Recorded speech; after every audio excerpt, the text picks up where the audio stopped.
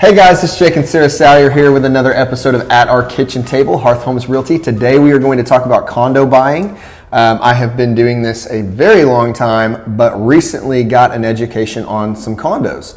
So we have a client, a friend of mine's mother, and we were selling her a condo. So we've looked a little bit everywhere all over town, and really, in my opinion, she ended up in the nicest condo complex in town, which is at 91st and Yale.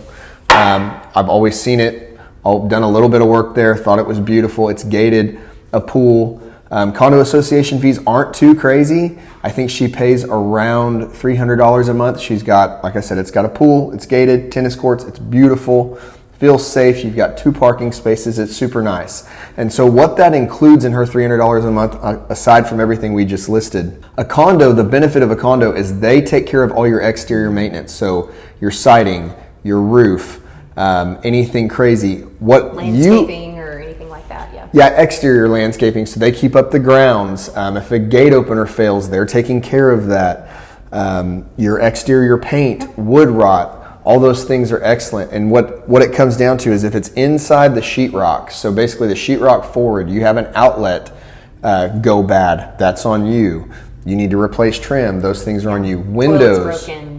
Yeah, just normal homeowner maintenance. But the benefit is everything outside is on them, so it kind of removes that from them. But the education that we got is that a lot of HOAs are not compliant with FHA, Fannie Mae, Freddie Mac guidelines. So there's actually only one condo association in town that is compliant with those guidelines. So what that means is your typical conventional buyer that can only put or wants to only put 5% down, Fannie Mae, Freddie Mac requires everybody else, aside from that one association, to put 10% down. So kind of a game changer when you're looking at a condo, and it may be somebody retiring.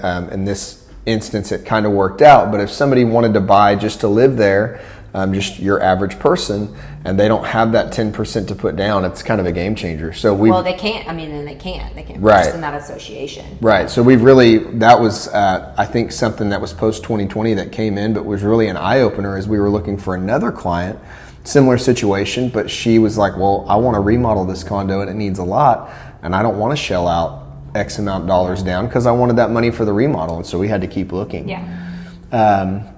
And so. Go ahead. Well, while we're kind of talking about the other thing that a lot of people don't understand about, what questions are always when you have an HOA or a condo association, people are like, well, where's those funds going? That's immediately, what are my funds going to? Those are somewhat high, you're taking them every month. Oh, and I didn't even touch on water, trash. Yeah, that's all your utilities. So those are sometimes included in your HOA fees. So like for that one, she gets cable, water, and gas for her $300 a month, plus all of her exterior maintenance. Yeah. If there is, for instance, several buildings or units that need fully redone, let's say all the siding needs to come off and needs to be replaced.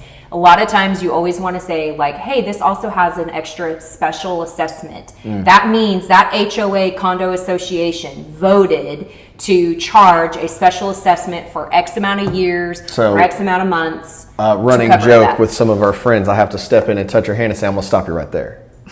So that special assessment, what that means too, to touch on that a little bit more, we've had one condo association that on top of their regular HOA fees, they actually had another special assessment for $200 a month until 2031.